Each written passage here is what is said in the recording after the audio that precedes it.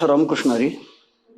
पुण्यामध्ये शनिवारच्या पायथ्याला दोंजी नावाचं निसर्गरम्य असं ठिकाण, असा परिसर, आणि त्या ठिकाणी ज्ञानेश्वरी वेलनेस सेंटर निसर्गाच्या माध्यमातून आणि आयुर्वेदाच्या माध्यमातून आपल्या प्रकृतीमध्ये जे काही अंतर्गत दोष होतात, मनोविकार, अशांत मन, रक्तदोष आणि पोटाची विकार, निसर्गोपचार आयुर्वेदिक उपचार करून अंतर्गत या शरीर शुद्धीकरता या ठिकाणी उपचार केले जातात.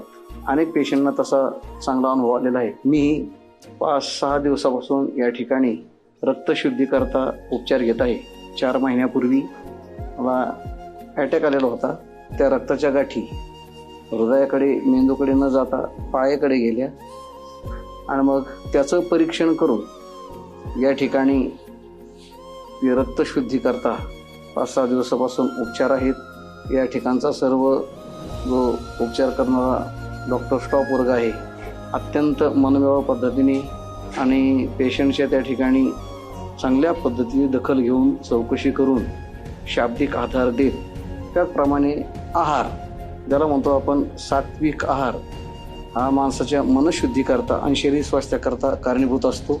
कोणता पेशंट कोणत्या विकाराने ग्रस्त आहे त्याच्याकरता त्याच प्रकारचा आहार हा त्याला मिळाला पाहिजे.